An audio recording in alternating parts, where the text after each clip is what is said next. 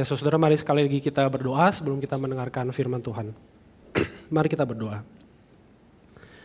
Tuhan, kami bersyukur kepadamu untuk anugerah-Mu yang besar buat kami. Anugerah yang mengundang kami untuk boleh bersama-sama memuji dan menyembah Engkau pada hari ini. Tuhan, berkenanlah untuk menerima segala pujian, penyembahan kami, lantunan doa kami, yang kami tujukan hanya bagi nama Tuhan kami, Yesus Kristus. Dan Tuhan, saat ini juga berkenanlah untuk menjumpai setiap kami melalui kebenaran firman-Mu. Tuhan, berkatilah hidup kami lagi dengan kebenaran firman-Mu, baik bagi hamba-Mu yang menyampaikan maupun setiap kami yang mendengar, sehingga hidup kami boleh terus dipenuhi dan dibentuk oleh firman Tuhan, kebenaran Tuhan, kisah Tuhan. Hidup kami boleh diutus ke tengah dunia yang berdosa ini untuk boleh memberitakan kisah Tuhan, kabar baik Tuhan, sampai Tuhan Yesus datang kembali. Tuhan, berfirmanlah dan biarlah setiap kami boleh sedia mendengarkan Tuhan. Dalam nama Tuhan Yesus, penebus kami yang hidup, kami berdoa. Amin. Selamat pagi saudara. Kita bersyukur kepada Tuhan untuk kesempatan hari ini kita boleh merenungkan firman Tuhan. Senang sekali juga boleh berjumpa dengan saudara kembali di tempat ini. Nah saudara, sebelum kita merenungkan satu bagian firman Tuhan dari Hosea 2 ayat 1 sampai 3 ayat 1, saya akan memulai perenungan firman Tuhan dengan sebuah pertanyaan. Ya. Apa yang kita rasakan saudara? Kalau kita mencintai seseorang mungkin ya, lebih terbayang begitu saudara. Saudara kalau pernah tahu satu lagu itu bilang, jatuh cinta itu berjuta rasanya ya. Bukan hanya satu hari, satu minggu, satu tahun, tapi berjuta-juta rasanya itu dirasakan. Saudara, mencintai itu ada banyak versi ya. Rasanya seperti apa?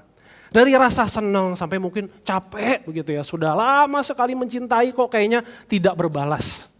Saudara, mencintai itu ada rasanya dari penuh pengorbanan. Makanya ada orang yang bilang samudra pun akan kuseberangi begitu ya. Sampai ada orang-orang yang mungkin sudah lelah mencintai sampai bilang, aduh sudahlah ya, tidak perlu beli buke bunga yang bagus, tidak perlu dinner yang fancy-fancy, yang penting kan saya cinta sama dia gitu. Nah saudara, meskipun rasanya mencintai itu ya gado-gado atau mungkin nano-nano begitu saudara. Saudara, mencintai dan dicintai adalah sesuatu yang memberikan kesenangan, kepuasan di dalam hati kita. Bahkan seorang bapak gereja bernama Agustinus pernah mengatakan satu-satunya hasrat yang mendominasi pencarianku akan kesenangan, akan kepuasan di dalam hidup ini adalah mencintai dan dicintai. To love and to be loved. Tapi saudara, bagaimana kalau pertanyaan ini ya dibikin versi negatifnya saudara? Apa yang kita rasakan ketika kita tidak dicintai? Apa yang kita rasakan ketika cinta kita dikhianati? Saudara, saya kira inilah yang Tuhan tumpahkan, Tuhan tuangkan di dalam kitab Hosea, saudara. Tumpahan isi hati dari Tuhan, sang pencinta, yang cintanya dikhianati oleh umatnya. Saudara, mari lebih dulu kita baca Hosea 2 ayat 1 sampai 4. Silakan saudara memperhatikan di kitab masing-masing, Hosea 2 ayat 1 sampai 4, saya akan membacakan bagi kita semua. Sebuah ratapan cinta, saudara, dari Tuhan, sang pencinta. Demikian firman Tuhan, gugatlah ibumu, gugatlah, sebab dia bukan istriku dan aku bukan suaminya. Hendaklah ia singkirkan tanda pelacur dari mukanya dan perzinahannya dari antara buah dadanya. Supaya jangan sampai aku menanggalkan pakaiannya hingga dia telanjang dan membiarkan dia seperti pada hari kelahirannya. Membuat dia seperti padang gurun, membuat dia seperti tanah kering dan membiarkan dia mati kehausan. Anak-anaknya tidak akan kusayangi, sebab mereka adalah anak-anak pelacur. Sungguh ibu mereka telah menjadi pelacur. Perempuan yang mengandung mereka telah berbuat aib. Sebab dia berkata, aku mau mengikuti para kekasihku yang memberi roti dan air minumku, bulu domba dan linenku, minyak dan minumanku. Demikian bacaan firman Tuhan pada hari ini. Saudara, Tuhan berfirman melalui Hosea di dalam konteks kehidupan kerajaan Israel Utara, saudara, khususnya. Atau yang kita juga kenal dengan kerajaan Samaria, saudara. Saudara, di awal setelah perpecahan kerajaan Israel, saudara, kerajaan Israel Utara itu kondisinya makmur, kaya, kuat, stabil.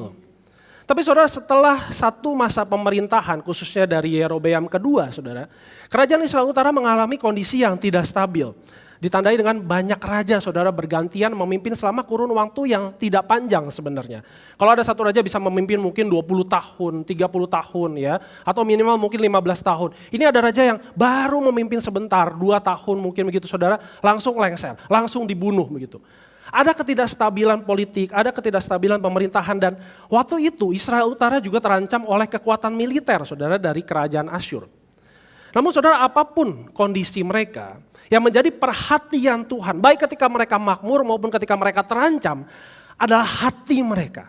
Hati yang sudah melacur kepada Baal, seperti yang Tuhan firmankan di Hosea 1 ayat 2. Ketika Tuhan mulai berbicara dengan perantaraan Hosea, berfirmanlah ia kepada Hosea, pergilah, kau inilah seorang pelacur dan milikilah anak-anak pelacur, karena negeri ini melacur habis-habisan dengan membelakangi Tuhan. Saudara, penyembahan berhala, penyembahan Baal khususnya waktu itu Israel Utara lakukan. Saudara, salah satu liturginya atau ritualnya gitu ya, melibatkan memang hubungan seksual dengan para pelayan di kuil Baal, saudara, yang disebut pelacur bakti atau cult prostitute. Dengan melakukan hubungan seksual yang terlarang dan berbagai ritual penyembahan Baal lainnya, kerajaan Israel Utara sedang mengkhianati Tuhan. Bukan sekedar sedang melakukan aktivitas dosa, aktivitas seksual yang Tuhan larang, tapi di dalam hati mereka, Israel sudah mengkhianati Tuhan. Mereka sedang melacurkan hati mereka kepada Allah-Allah lain yang mereka pikir bisa mereka senangkan. Yang mereka pikir juga ketika disenangkan bisa menyenangkan mereka, bisa memberikan apa yang mereka inginkan. Saudara, inilah ekspresi pelacuran hati dari Israel waktu itu. Aku mau mengikuti para kekasihku, aku gak mau lagi ikut Tuhan, aku gak mau lagi cinta Tuhan. Siapa para kekasihku itu, para Allah-Allahku itu? Mereka lah yang memberi roti dan air minumku, bulu domba dan nilenku, minyak dan minumanku. Ini semua imbalan bagiku yang diberikan kepadaku oleh para kekasihku. Demikian kata mereka waktu itu. Sebuah cara hidup yang sangat jauh dari harapan Tuhan. Tuhan yang sudah menyelamatkan mereka untuk hidup yang relasional dengan mereka.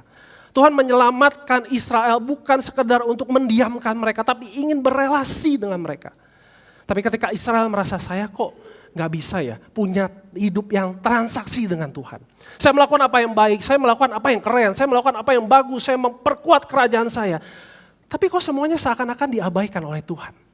Tuhan kok tidak memberikan apa yang saya inginkan. Segala hawa nafsu saya, segala apa yang saya dambakan sebagai sebuah kerajaan, kok Tuhan gak kasih? Kan saya sudah kasih semuanya buat Tuhan. Sebuah hidup yang transaksional, saudara. Yang dialami oleh Israel, khususnya Israel Utara waktu itu. Sebuah cara hidup yang melacurkan diri mereka kepada Allah-Allah lain demi mendapatkan apa yang menyenangkan diri mereka. Nah, saudara, saya yakin sejak zaman waktu itu sampai sekarang, Allah-Allah yang disembah selain satu-satunya Tuhan yang benar itu, bukan hanya sedang menyembah sebuah patung atau sedang percaya kepada kepercayaan tertentu atau agama tertentu. Tapi saudara, Allah-Allah itu bisa berupa ketika kita mencintai semua hal di dalam hidup kita, sekalipun itu baik. Tapi kita cintai mati-matian, habis-habisan, dan kita tidak lagi mencintai Tuhan. Kita mencintai kekayaan hidup, kenyamanan hidup, sekuritas, keamanan di dalam hidup kita. Kita cinta kepada popularitas, kita senang kalau terkenal. Dan kita lacurkan semua hidup kita habiskan semua hidup kita. Supaya kita mendapatkan semua itu dan kita pikir semua itu akan memberikan kesenangan buat kita. Kepuasan buat saya, kebanggaan buat saya. Tapi ketika kita melihat hidup kita lagi, hidup kita semakin hancur, dikonsumsi habis oleh semua Allah yang kita pikir bisa menyenangkan kita. Sebuah pola hidup, saudara, yang melihat diri ini hancur, diri ini ingin dicintai. Tapi kayaknya saya gak bisa dapat dari Tuhan. Oke deh, saya beli. Dari berbagai cinta yang dunia ini tawarkan seperti melihat sebuah mall, saudara ya. Kalau saya gak bisa mendapatkan cinta dari Tuhan, kalau saya gak bisa bertransaksi sama Tuhan, ya udah saya transaksi sama yang lain. Saya akan beli cinta dari orang lain, dari manusia lain, dari pasangan saya, dari keluarga saya, dari pekerjaan saya, dari bisnis saya, dari apapun.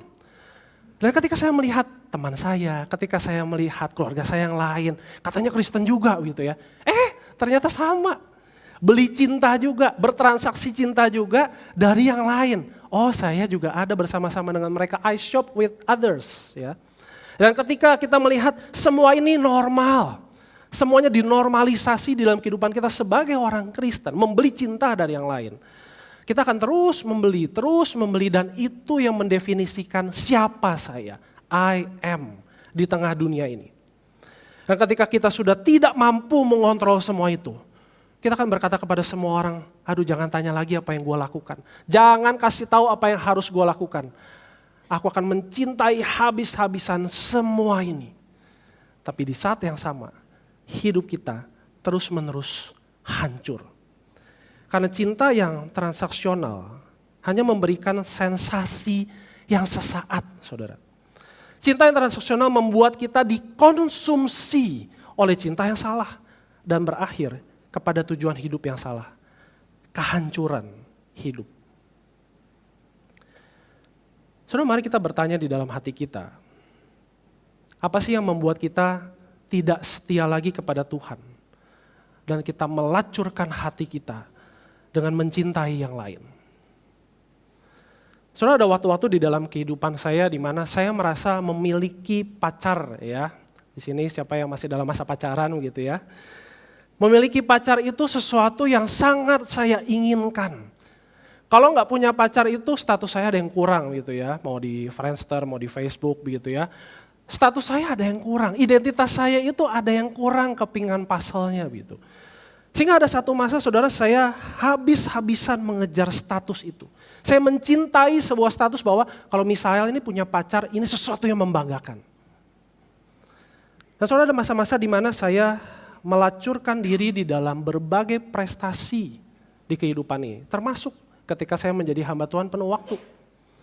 Ketika melihat teman-teman hamba Tuhan yang lain, entah yang bergereja, melayani di gereja yang sama atau di gereja yang lain, di lembaga yang lain, kok mereka lebih terkenal? Kok mereka lebih berprestasi? Kok mereka lebih bisa berbuat banyak? Saya harus juga bisa berbuat lebih banyak. Dan ada masanya saya melakukan itu, saudara. Melacurkan diri, menghabiskan semua hidup saya, supaya saya mendapatkan prestasi-prestasi, piala-piala, trofi-trofi yang bisa saya banggakan di dalam kehidupan saya. Padahal itu semua tidak berakhir kepada sebuah kepuasan, kepada sebuah kesenangan. Tapi saya terus merasa kurang puas. Saya merasa gagal, saya merasa kecewa, bahkan saya merasa Tuhan kayaknya nggak terima saya lagi. Saudara, adakah hal-hal seperti ini sedang kita alami? Apa yang membuat kita tidak setia lagi kepada Tuhan? Apa yang membuat kita melacurkan hati kita, hidup kita kepada yang lain selain Tuhan? Meskipun hal-hal itu baik, saudara. Apa yang membuat kita berkata, saya pengen ikutin semua yang saya cintai, tapi saya membuang Tuhan. Karena ini semua yang memberikan saya kesenangan, tapi Tuhan kayaknya tidak menyenangkan saya, tidak selalu bisa memuaskan saya. Apakah kita sedang mencintai reputasi kita di dalam pekerjaan kita? Apakah kita sedang mencintai koneksi-koneksi di dalam bisnis kita? Sehingga kita membuang, melacurkan hidup kita supaya terus bisnis kita menguntungkan dan kita dapat koneksi. Apakah kita terus melacurkan hidup kita supaya kita bisa diterima oleh semua orang? Kita rasa gak cukup kita diterima oleh pasangan kita, suami atau istri kita. Kita harus diterima juga dengan mertua kita, dengan teman-teman kita, bahkan dengan temannya teman kita gitu. Semua orang harus menerima saya dan saya akan melakukan apapun habis-habisan supaya saya bisa diterima. Apakah kita sedang melacurkan diri untuk popularitas, bahkan di gereja, saudara? Saudara, di tengah kondisi hati yang hancur sekali seperti ini, di tengah pelacuran hati Israel, Tuhan tidak tinggal diam, saudara. Dan Tuhan juga tidak tinggal diam di dalam pelacuran hati kita. Tuhan sangat rindu Israel mengalami lagi cintanya Tuhan yang besar itu. Dan Tuhan tahu, Tuhan harus memulai dengan membersihkan hati mereka. Mengosongkan hati mereka. Saudara, perhatikan kata-kata kerja ini di sepanjang ayat 5-12 di pasal 2 dari kitab Hosea. Aku akan menyekat jalannya, aku akan mengambil kembali, aku akan merenggut kembali. Sekarang aku akan menyingkapkan kemaluannya, aku akan menghentikan segala kegirangannya, hari rayanya, bulan barunya, dan hari sabatnya serta segala perayaannya. Bahkan semua yang terlihat Kristen, saudara, dibuang sama Tuhan. Aku akan memusnahkan pokok anggurnya dan pohon aranya. Sumber kehidupan yang mereka pikir itu mereka dapatkan dari Baal, dari Allah lain. Tuhan hancurkan semua, musnahkan semua. Dan puncaknya ada di ayat 12. Aku akan menghukumnya karena hari-hari pemujaannya kepada para Baal. Tatkala ia membakar kurban bagi mereka dan berhias dengan anting-antingnya serta kalungnya. Yang mengikuti para kekasihnya dan melupakan aku. Demikianlah firman Tuhan. Saudara, apakah hidup yang seperti ini adalah akhir dari segalanya bagi bangsa Israel? Saudara, saya kira tidak. Apakah Tuhan menghukum Israel hanya untuk tujuan yang gak jelas, hanya untuk dia show off, saya ini Tuhan yang harusnya berkuasa atas hidupmu? Saudara, saya kira enggak. Di mata Tuhan, kekosongan hati bukan akhir dari segalanya. Tapi sebuah awal yang sangat baik untuk membuat anugerah Tuhan bekerja. Anugerah yang membuat bangsa Israel dan juga kita menyadari bahwa hanya cintanya Tuhan yang kita butuhkan. Nah, saudara perhatikan bagaimana Tuhan menyampaikan kembali cintanya kepada umatnya yang berkhianat. Saudara, yang pertama kita perhatikan ayat 13, saudara. Dikatakan demikian. Sebab itu sesungguhnya aku akan membujuk dia dan membawa dia ke padang gurun. Lalu berbicara memikat hatinya. Speak to her heart. Saudara, padang gurun ini bukan berarti Tuhan membawa bangsa Israel kepada sebuah kesulitan hidup. Tapi membawa bangsa Israel untuk ingat lagi waktu itu. Ketika Tuhan membebaskan mereka dari tanah Mesir, dari tanah perbudakan, dan Tuhan memimpin mereka berjalan di tengah padang gurun. Dan di tengah padang gurun itu juga di kaki gunung Sinai, Tuhan menyampaikan janjinya. Tuhan mengikat janjinya pertama kali kepada bangsanya yang dia sudah bebaskan dari tanah Mesir. Tuhan sedang membawa umatnya kepada cinta yang mula-mula, saudara. Tuhan sedang berbicara ke dalam hati bangsa Israel. Tuhan bukan sekedar panggil-panggil, kamu ya sudah berdosa, ayo sini balik kepada saya. Enggak, saudara. Tuhan sedang berbicara di dalam hati bangsa Israel.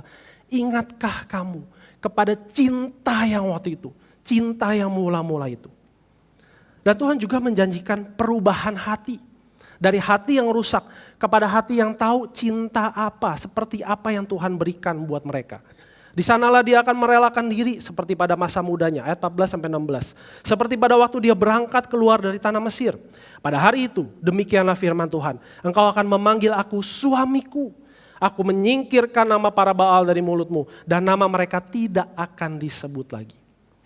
Ada perubahan hati yang drastis. Yang tadinya mencintai, menyembah Baal dan Allah-Allah yang lain. Tapi tidak lagi menyebut mereka, tidak lagi menyembah mereka. Tapi menyebut Tuhan bahkan dengan panggilan yang sangat intim. Suamiku. Dan Tuhan juga menjanjikan perubahan hidup, saudara. Dari lembah penuh masalah kepada pintu penuh pengharapan. Dari sana akan kuberikan kebun anggurnya kepadanya. Dan kubuat lembah Akor yang artinya lembah penuh permasalahan. Menjadi pintu pengharapan. Dan Tuhan juga mengikat perjanjian yang baru, saudara. A new covenant. Aku akan memperistri engkau untuk selama-lamanya. Dan aku akan memperistri engkau dalam kebenaran dan keadilan. Dalam kasih setia dan rahmat. Aku akan menjadikan engkau istriku dalam kesetiaan. Sehingga engkau akan mengenal Tuhan. Semua atribut yang Tuhan sebutkan. Kebenaran, keadilan, kasih setia, rahmat, kesetiaan. Semua itu adalah jaminan dari Tuhan sendiri untuk sebuah perjanjian baru itu. Tuhan tahu umatnya akan gagal lagi. Tuhan tahu mereka akan mengecewakan Tuhan lagi, akan tidak mencintai Tuhan lagi. Karena itu Tuhan menjaminkan dirinya sendiri. Aku akan mengikat lagi perjanjian dengan engkau. Aku akan memperistri engkau. Karena kebenaranku, keadilanku, kasih setiaku, rahmatku, kesetiaanku kepadamu. Dan tujuan dari semua ini adalah supaya umat Tuhan, supaya kita mengenal Tuhan lagi. Saudara, kata mengenal juga dipakai untuk menggambarkan hubungan intim saudara dari suami istri. Seakan melalui setiap hal di dalam perjanjian yang baru ini, Tuhan mau umatnya mengalami lagi cinta yang intim itu, cinta yang indah itu, cinta yang memuaskan hati itu, cinta yang tidak akan bisa diganti oleh apapun. Saudara, bayangkan jika semua ini yang Tuhan lakukan itu terjadi di dalam konteks kita, saudara, sebagai manusia masa kini. Saudara, mungkin ada di antara kita yang sudah menikah, ada yang belum begitu ya. Tapi saya mengajak kita untuk memakai kacamata manusia dan membayangkan seandainya, tapi kalau kita sudah menikah begitu ya, boleh melihat pasangan masing-masing begitu ya. Kita membayangkan pasangan kita, istri atau suami kita itu berzina, saudara. Mengkhianati cinta kita. Tapi bayangkan ini, ketika saya misalnya sebagai suami, istri saya berzina, istri saya mengkhianati saya. Di tengah berbagai hal yang akhirnya buruk yang dia alami, saya datangi dia lagi. Saya pegang tangannya lagi. Saya tarik dia kembali bersama-sama dengan saya. Saya bawakan buke bunga yang paling cantik. Dan saya bawa dia kepada sebuah tempat yang sangat hening, sangat sepi, sangat sejuk. Hanya ada kami berdua. Dan saya memegang tangannya lebih erat lagi. Saya memandang matanya. Dan saya mengucapkan janji nikah yang waktu itu bertahun-tahun lalu saya pernah ucapkan kepada dia. Nah, saudara, mungkin sambil dia bingung, air matanya mengalir. Dan di sanalah ada cinta yang paling sejati. Cinta yang mula-mula itu akhirnya dibangkitkan lagi di dalam hati kami berdua. Dan saudara, itulah yang Tuhan lakukan buat Israel. Itu yang Tuhan lakukan buat kita di tengah kondisi hidup kita yang paling buruk, paling mengerikan, paling kotor sekalipun. Tuhan menarik kita lagi, memandang kita lagi. Tuhan membawakan yang terbaik dari dirinya. Dan Tuhan mengucapkan janji cintanya lagi buat kita. Sebuah cinta yang adalah cintanya Tuhan tidak akan bisa dipadamkan oleh dinginnya hati kita karena dosa. Cinta yang tidak akan bisa dibeli dengan kekayaan termahal apapun di dunia. Cinta yang tidak akan bisa diganti oleh logam mulia terbaik apapun. Cinta yang akan terus menerus memberikan dirinya dengan boros. Sekalipun manusia lagi dan lagi melacurkan hatinya. Cinta yang membuat Tuhan memerintahkan Hosea berkata, pergilah lagi, cintailah lagi perempuan yang memiliki kekasih dan suka berzina itu. Seperti Tuhan juga mencintai orang Israel sekalipun mereka berpaling kepada ilah-ilah lain dan menyukai kue kismis dan sajian. Cinta seperti apa ini? What love, my God. Cinta yang terlalu kuat. Jauh lebih kuat bahkan dari setiap penolakan hati kita. Cinta yang tetap datang ke tengah dunia, memberikan dirinya habis-habisan, bahkan sampai mati di kayu salib. Meski Adam telah berdosa, dia mengutus anaknya, agar kita damai dengannya, dosa diampuninya. Cinta yang terlalu besar, jauh lebih besar dari setiap pelacuran hati yang kita lakukan. Cinta yang lebih dari cukup untuk menebus kita, memulihkan kita, merangkul hati kita yang kotor, hina, rusak, hancur karena dosa. Karena begitu besar kasih Allah akan dunia ini. For God so loved the world.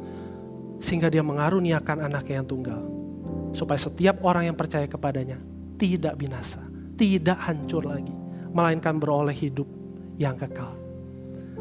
Cinta akan terus menerus, tidak akan lelah mengejar kita. Kita yang masih berkhianat lagi, melacurkan hati lagi dengan mencintai berbagai hal di dunia ini. Cinta akan terus memburu hati kita dengan langkah yang pelan namun pasti. Dengan suara yang sekalipun lirih tapi tetap terdengar. Cinta yang akan mengejar kita kemanapun dan akan melakukan apapun untuk mendapatkan kita kembali. Interupsi hati kita, menghancurkan dosa dan berhala dalam hati kita, mengoperasi hati kita dan mengubahkan hati kita yang keras menjadi hati yang taat. Cinta yang akan terus mengejar kita, memburu kita sampai kita tidak akan bisa menghindarinya. Dan kita hanya punya satu pilihan, berbalik. Berbalik kepada cintanya Tuhan. Berbalik kepada cinta dari Kristus, Sang Pecinta yang setia itu. The faithful lover. So, how's your love for God today? Bagaimana cintamu kepada Allah hari ini? Apakah kita sedang lelah untuk mencintai Tuhan? Apakah kita terus-menerus berfokus kepada semua usaha-usaha kita yang terlihat baik di mata Tuhan, dan kita pikir dengan itu kita sedang mencintai Tuhan? Saudara, cinta Tuhan mengundang kita untuk stop dari semua usaha kita sekalipun yang terlihat baik. Cinta Tuhan mengundang kita untuk stop dan mengundang kita untuk tenggelam. Tenggelam untuk mengenal cinta Tuhan yang tidak akan pernah ada habisnya bagi kita. Kalau hari ini kita mungkin berpikir kita mengenal, saya sudah tahu Tuhan mencintai saya sudah menjadi orang Kristen, saya sudah lahir baru. Tapi kita akan mengalami lagi cinta itu lagi dan lagi, bahkan di dalam titik paling gelap di dalam hidup kita. Karena cinta yang Tuhan berikan tidak terbatas. Membawa kita terus menerus mengenali Dia yang sangat mencintai kita. Saudara, apakah kita sedang lari dari cintanya Tuhan dan kita melacurkan diri dengan mencintai yang lain? Cinta Tuhan hari ini mengundang kita untuk stop dan berbalik. Berbalik memegang lagi tangan Tuhan yang berlubang paku itu. Berbalik dan memandang lagi kepada wajahnya yang penuh kasih. Berbalik lagi untuk mengalami cintanya yang tetap mencintai sekalipun. Tetap mencintai kita sekalipun kita punya banyak sekali kelemahan dan keterbatasan. Tetap mencintai kita sekalipun masa lalu kita sangat gelap, sangat kelam, memalukan, membuat kita punya aib dalam hidup ini. Tetap mencintai kita sekalipun kita masih tergoda dengan berbagai cinta yang dunia tawarkan. Tetap mencintai kita sekalipun kita tidak punya apa-apa untuk mengembalikan cintanya Tuhan. What love, my God. Cinta seperti apa ya Tuhan? Cinta yang tetap mencintai kita sekalipun. Mari kita berdoa. Saudara, mari ambil waktu teduh sejenak bersama dengan Tuhan. Dan mari biarkan Roh Kudus mengevaluasi, menyelidiki hati kita. Bagaimana cinta kita dengan Tuhan saat ini? Mungkin sudah puluhan tahun kita menjadi orang Kristen. Atau kita mungkin baru lahir baru percaya kepada Yesus. Kita mungkin beberapa bulan lalu baru dibaptis atau disidi. Tapi pertanyaan Tuhan sama buat semua kita saat ini. Bagaimana cinta kita kepada Tuhan hari ini? Apakah cinta itu mulai luntur? Karena kita tergoda dengan berbagai kesenangan dunia ini yang lebih kita cintai. Berbagai kesuksesan, berbagai keberhasilan, berbagai kebanggaan hidup yang kita pikir bisa memberikan kepuasan yang sejati buat kita. Padahal enggak. Padahal itu terus menerus mengkonsumsi hidup kita dan menghancurkan hidup kita dari dalam. Maka saat ini kita berbalik kepada cintanya Tuhan. Cinta yang tidak akan pernah meninggalkan kita apapun yang kita alami. Cinta yang akan tetap terus mencintai kita dengan boros. Sekalipun hidup kita tidak layak, hidup kita begitu kotor di hadapan Tuhan. Tapi Tuhan tetap memberikan cintanya. Karena Dia sudah mengorbankan dirinya satu kali untuk selama-lamanya. Untuk semua kekotoran kita dulu, sekarang dan seterusnya. Untuk semua dosa kita dulu, sekarang dan seterusnya. Untuk semua pelanggaran kita dulu, sekarang dan seterusnya. Cinta yang tidak akan habis diberikan buat kita. Dan tidak akan ada habis-habisnya kita alami dalam hidup kita. Maka kita berbalik kepada cintanya Tuhan. Mari datang kepada Tuhan di dalam doa.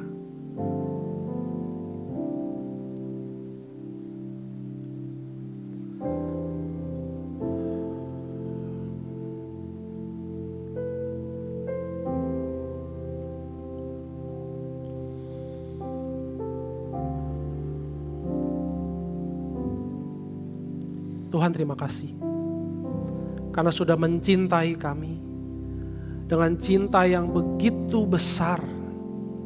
Habis-habisan Tuhan berikan buat kami. Namun Tuhan ampuni kami ketika dengan cinta yang sebesar itu, semahal itu, kami pernah atau kami sedang mengecewakan cintanya Tuhan. Ampuni kami Tuhan ketika kami berusaha mengukur cintanya Tuhan dengan semua ukuran keberhasilan kami, kenyamanan hidup kami, kesuksesan di dalam hidup kami. Tuhan, operasi lagi hati kami, barui lagi hati kami ya Tuhan.